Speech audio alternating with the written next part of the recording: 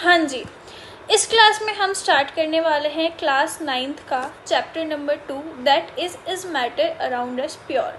हम सब ने क्या किया था, लास्ट क्लास में चैप्टर 1 के बारे में आपने डिस्कस कर लिया था पूरी तरीके से, ठीक है। अब हम क्या पढ़ रहे हैं इसमें, is matter around us pure. इसको मैं 2 लेक्चर में ख़त्म कर दूंगी, इतना लंबा एक 45 मिनट का लेक्चर नहीं बनाएंगे।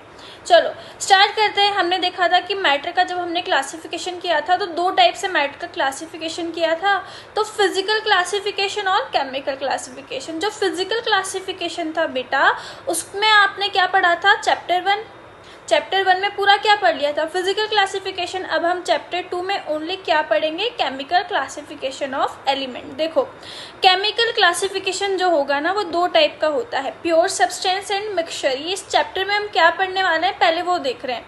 तो केमिकल क्लासिफिकेशन खुद 2 टाइप का होता है, that is pure substance and mixture. तो जो प्योर सब्सटेंस होता है उसको भी 2 पार्ट में क्लासीफाई किया गया, दैट इज एलिमेंट और कंपाउंड। ये सब क्या होता है हम सब देखेंगे, अभी बस इतना याद रखना है। फिर एलिमेंट को क्लासीफाई किया गया, फिर कंपाउंड को क्लासीफाई किया गया। सेम एज जो मिक्सचर होते हैं, हमने चैप्टर 1 में भी मिक्सचर के बारे में पढ़ा था कि होमो होता है, हेट्रो होता है, बट यहाँ पे होमो एंड हेट्रो के टाइप भी आ जाएंगे। हेट्रो का सस्पेंशन एंड कॉलोइडल होता है, होमोजीनियस का सॉल्यूशन आएगा जो कि saturated, unsaturated and super saturated आपके पास आ जाएगा। तो इस चैप्टर को हम अब स्टार्ट करते हैं। ये हमने इंट्रो ले लिया है। सबसे पहले हम स्टार्ट करेंगे प्योर सब्सटेंस से। अब प्योर सब्सटेंस क्या होता है पहले ये समझेंगे, ठीक है।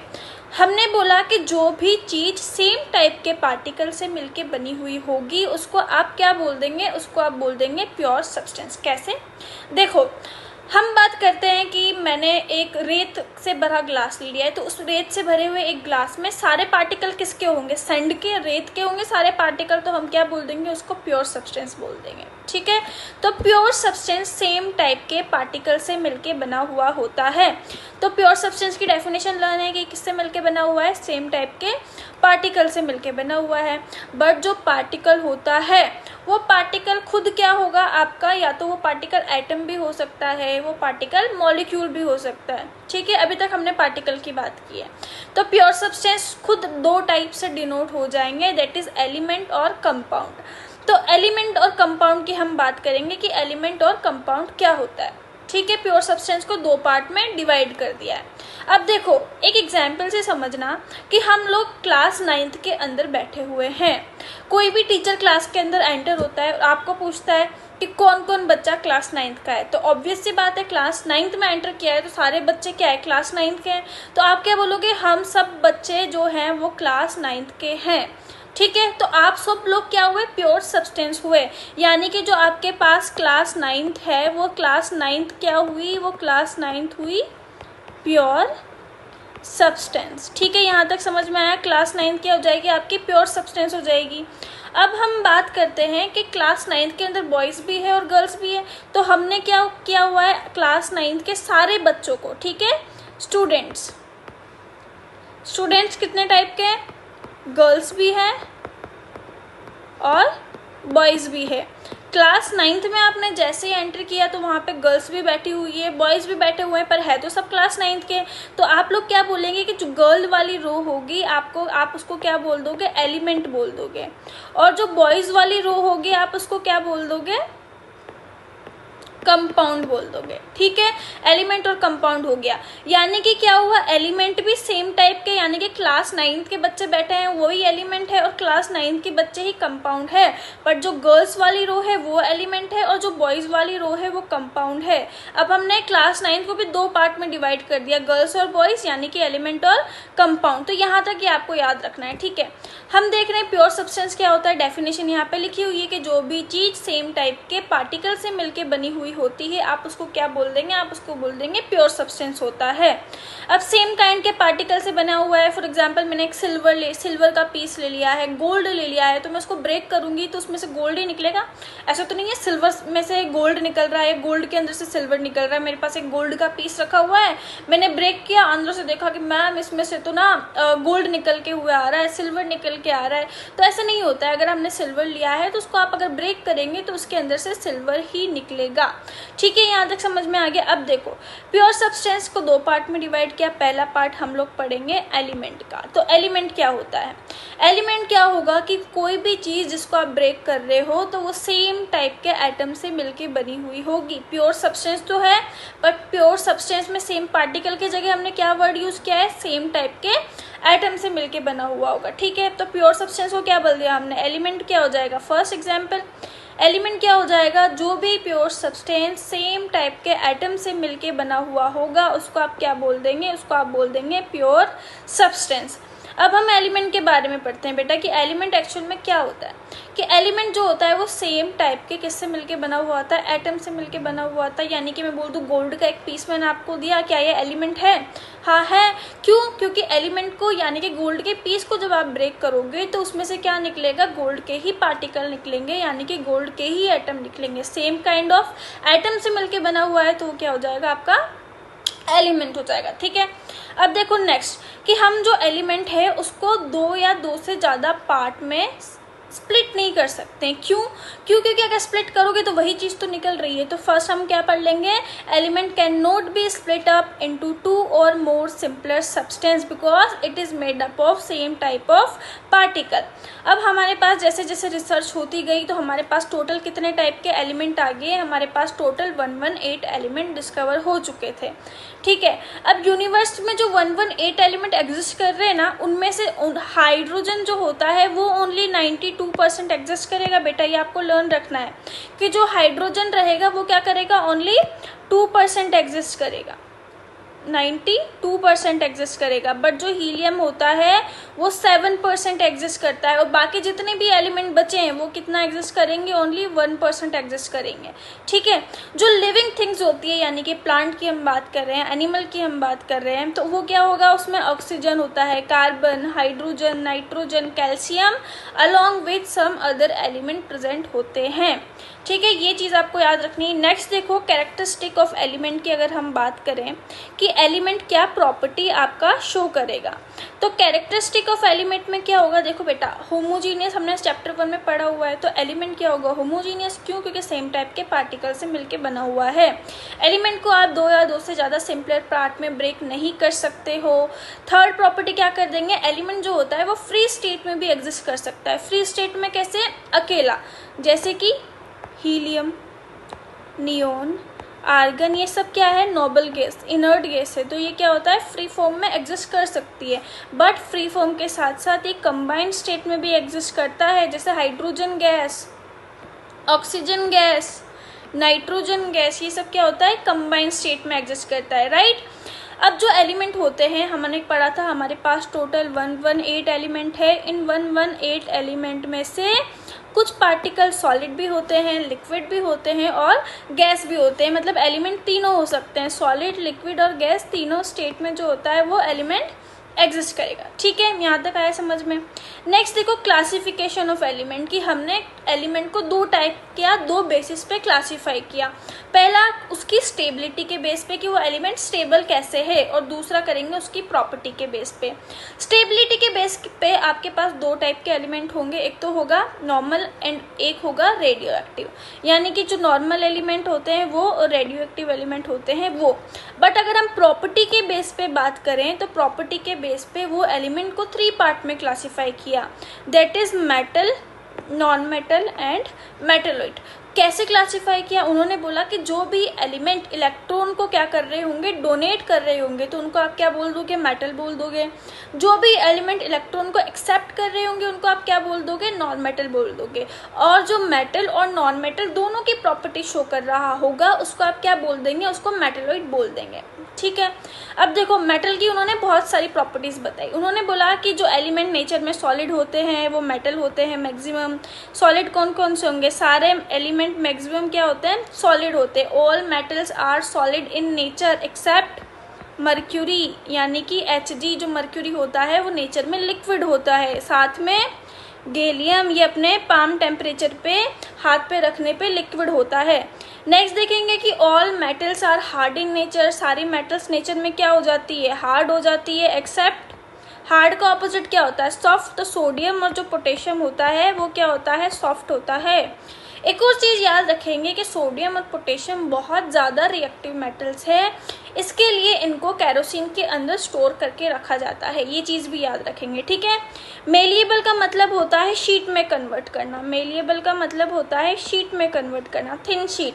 तो सारी मेटल्स को आप थिन शीट में कन्वर्ट कर सकते हो। सबसे ज़्यादा कौन होता है मेलिएबल मेटल? गोल्ड, Au, और सेकेंड नंबर पे कौन होता है? सिल्वर, Ag, ठीक है।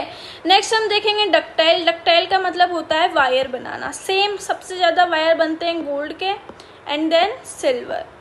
नेक्स्ट आप देखेंगे कंडक्टर। कंडक्टर मतलब इलेक्ट्रिसिटी को वो कितना कंडक्ट करवा सकता है। तो इलेक्ट्रिसिटी को कंडक्ट करवाना मतलब सबसे ज़्यादा कौन इलेक्ट्रिसिटी को कंडक्ट करवाता है? Silver, second copper and third कौन करवाएगा? एल्यूमिनियम करवाएगा, ठीक है। लस्ट्रस मतलब होता है शाइनी। मेल्टिंग पॉइंट मतलब उसको पिघलाने में कितनी पावर लगती है, सॉलिड को पिघलाने में ज़्यादा पावर लगेगी, तो मेल्टिंग पॉइंट क्या होता है? हाई। बॉइलिंग पॉइंट उबालने में, तो बॉइलिंग पॉइंट भी क्या होगा? हाई। डेंसिटी भी हाई होती है क्योंकि मैक्सिमम मेटल्स क्या होते हैं? सॉलिड होते हैं। और सोनोरस यानी कि जो मैक्सिमम मेटल्स होते हैं वो गुड साउंड प्रोड्यूस करते हैं, तो वो क्या होंगे? सोनोरस भी होंगे।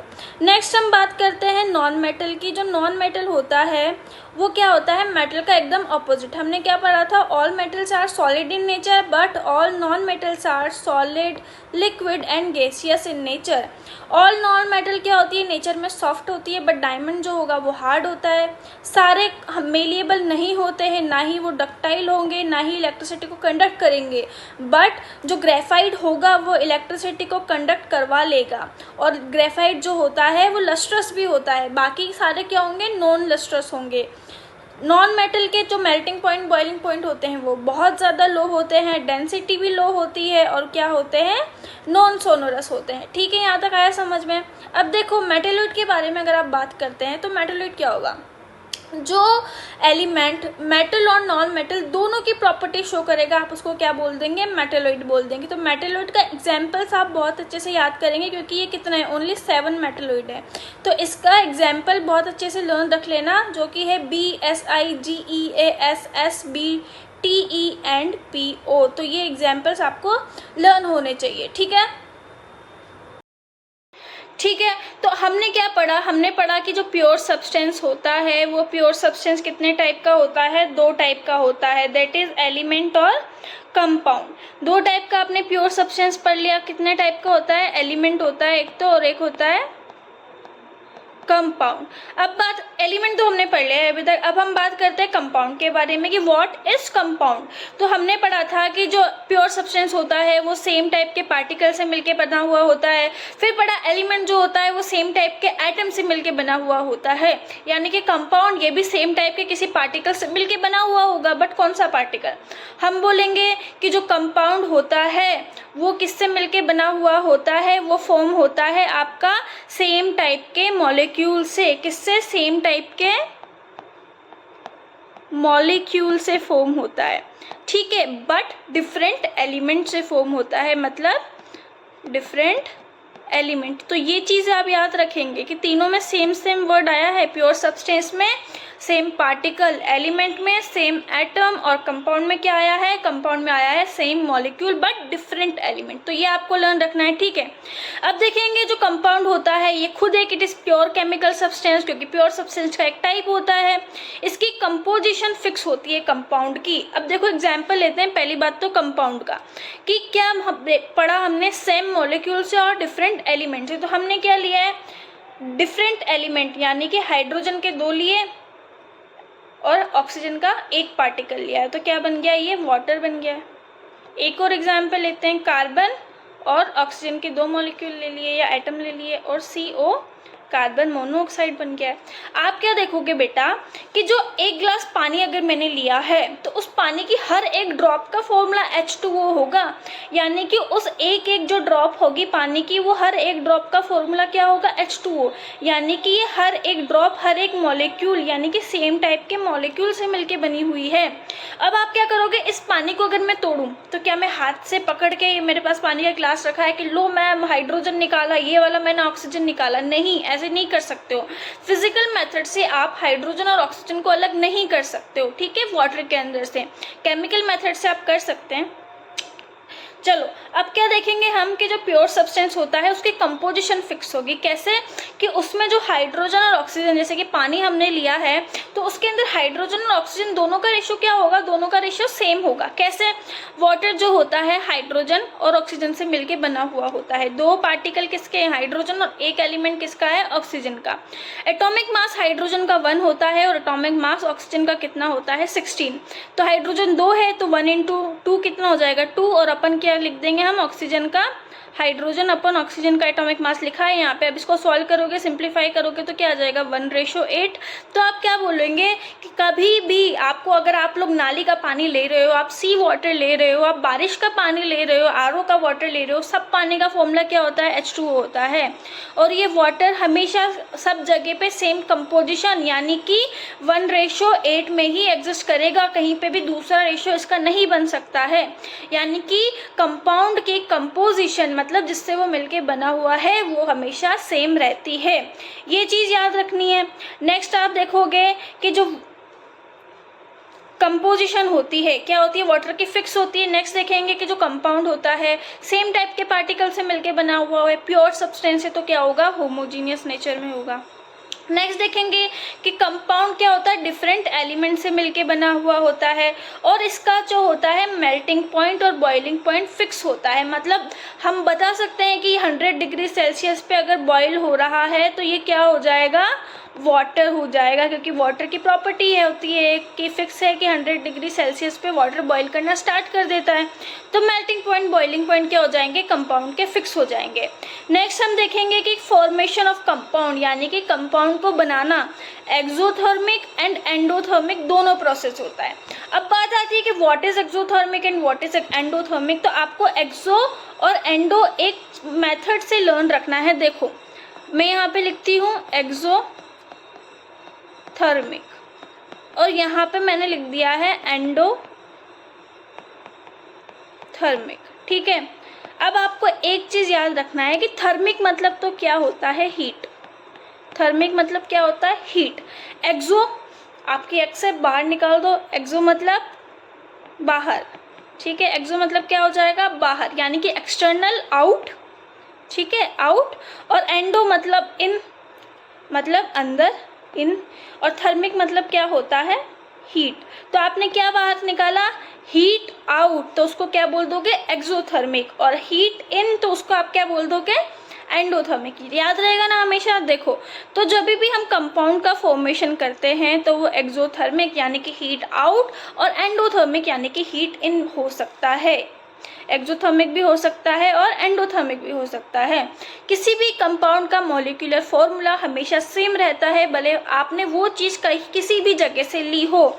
मैंने अभी बताया था वाटर कहीं से भी ले लो, फॉर्मूला H2O ही रहेगा। कार्बन डाइऑक्साइड सेम फॉर्मूला हमेशा। ठीक है, अब हम बात करेंगे क्लासिफिकेशन ऑफ कंपाउंड की कि कंपाउंड कितने टाइप के होते हैं। देखो कंपाउंड भी दो टाइप से क्लासीफाई कर दिए हमने, एक तो सोर्स के बेस पे और उसकी प्रॉपर्टी के बेस पे। सोर्स के बेस पे मतलब कहाँ से वो मिल रहा है। हम देखेंगे कि कंपाउंड सोर्स के बेस पे दो टाइप के होते हैं, organic compound and inorganic compound. Organic compound कैसे?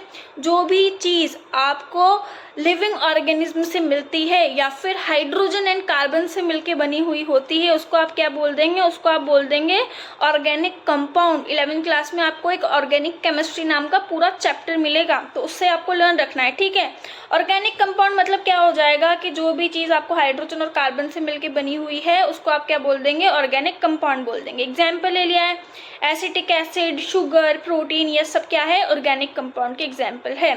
नेक्स्ट हम बात करेंगे इनऑर्गेनिक कंपाउंड। जो भी चीज़ें हैं या जो भी कंपाउंड आपको अर्थ क्रस्ट से मिल रहा है या फिर किसी रिएक्शन से मिल रहा है बाई प्रोडक्ट के रूप में, तो आप उसको क्या बोल देंगे? इनऑर्गेनिक कंपाउंड बोल देंगे। Example rocks, mineral, NaCl, HCl, ये सब क्या हो जाएगा? आपका इनऑर्गेनिक कंपाउंड हो जाएगा।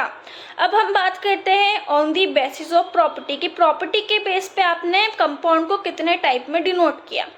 हम बोलेंगे कि जो भी कंपाउंड पानी में जाके ठीक है H+ आयन रिलीज कर रहा है तो उसको आप एसिड बोलेंगे, OH- रिलीज कर रहा है तो उसको आप क्या बोलेंगे? बेस बोलेंगे। ठीक है, पहले क्या हो रहा था एंशियंट टाइम पे कि जैसे ही हमको कंपाउंड मिला तो हमने क्या हुआ, एसिड, बेस और सॉल्ट में उसको डिनोट किया। कोई भी चीज़ आप टेस्ट करके देख रहे हो, अगर वो चीज़ खाने में खट्टी लग रही है तो आप उसको क्या बोल दोगे कि ये क्या है, एसिड है। तो जो भी चीज़ क्या होती है टेस्ट में आपके पास सॉर होती है, आप उसको क्या बोल दोगे, एसिड बोल दोगे। और जो भी चीज़ खाई आपको कड़वी लगी तो उसको आप क्या बोल देंगे, बिटर, यानी कि वो क्या हो जाएगा आपका, वो हो जाएगा आपके पास बेस। जो भी चीज़ खट्टी लग रही है वो क्या बोल जाएगी, एसिड, कड़वी लग रही है तो वो चीज़ क्या हो जाएगी आपके पास, बेस हो जाएगी। नेक्स्ट देखेंगे कि जो एसिड होता है वो कोरोसिव नेचर का होता है, मतलब बहुत हार्मफुल होता है, आपकी स्किन को बर्न कर देता है। अब बताओ आप कैसे आप टेस्ट करके बता सकते हो कि ये चीज़ खट्टी है तो हम एसिड बता देंगे, जल जाएगा ना, बताने लायक ही नहीं बचेंगे। तो हमने एक चीज़ क्या डिसाइड की कि जो भी चीज़ पानी के अंदर जाके H+ आयन रिलीज कर रही है, give H+ ion in water is called acid. अब वो H+ आयन का पता आप कैसे लगाओगे, एक पेपर आता है लिटमस पेपर, 2 कलर का होता है, एक तो होता है ब्लू कलर का और एक होता है रेड कलर का। तो जैसे ही ब्लू लिटमस पेपर को आपने क्या डाला, एसिड के अंदर डाला, तो उसका कलर क्या रहेगा, ब्लू लिटमस का पेपर का कलर क्या रहेगा, रेड हो जाएगा, एसिड ब्लू टू रेड, तो वो रेड हो जाएगा। तो आप क्या मान लेंगे कि वो क्या है, हमारे पास एसिड है। और जब रेड लिटमस पेपर आपने बेस के अंदर डाला तो वो रेड को क्या कर देगा, ब्लू कर देगा। ये याद रखना है। एक टर्म होती है ABR, अबीर, इससे आप याद रख सकते हो, A for acid, B for blue and R for red. तो इससे आप लर्न रख सकते हो कि एसिड जो होता है वो ब्लू कलर को रेड कलर में कन्वर्ट कर देता है। ठीक है, एग्जाम्पल ले लो HCl, H2SO4, ये क्या है, स्ट्रॉन्ग एसिड के एग्जाम्पल है। हम बात करेंगे अब बेस की। बेस क्या हो जाएगा, पड़ा हुआ है सोडियम हाइड्रोक्साइड NaOH, क्या है कि बेस का एग्जाम्पल हो जाएगा। अब लास्ट क्या है, सॉल्ट। सॉल्ट क्या होता है बेटा कि जो भी चीज़ एसिड और बेस के रिएक्शन से मिलती है ना, उसको आप क्या बोल दोगे, सॉल्ट बोल दोगे। यानी कि अगर मैंने बोला मेरे पास हाइड्रोक्लोरिक एसिड HCl है और मेरे पास बेस है सोडियम हाइड्रोक्साइड, इन दोनों की मैंने रिएक्शन कराई, तो आप क्या बोलोगे कि मैम एसिड आपने बताया था पानी में जाके H+ आयन रिलीज करेगा, हटा दिया। बेस क्या करता है, OH- रिलीज करता है, हटा दिया। अब बचा क्या, Na और Cl, तो ये क्या NaCl आपका क्या हो जाएगा, टेबल सॉल्ट, ये आपका टेबल सॉल्ट हो जाएगा। तो आपने क्या फॉर्म कर लिया है, एसिड और बेस की रिएक्शन से आपने क्या फॉर्म कर लिया है, टेबल सॉल्ट फॉर्म कर लिया है। ठीक है, तो ये एलिमेंट और कंपाउंड आपको समझ में आ गया है। एक क्वेश्चन मैं आपके लिए दे रही हूँ कि ये आपको सॉल्व करके रखना है, what is difference between element and compound, fill in the blank. ये क्वेश्चन आपको जरूर सॉल्व करके रखना है। अगर आपको ये लेक्चर समझ में आया है तो आपको इजीली ये क्या हो जाएगा, एलिमेंट और कंपाउंड का डिफरेंशिएट आप इजीली कर सकते हैं।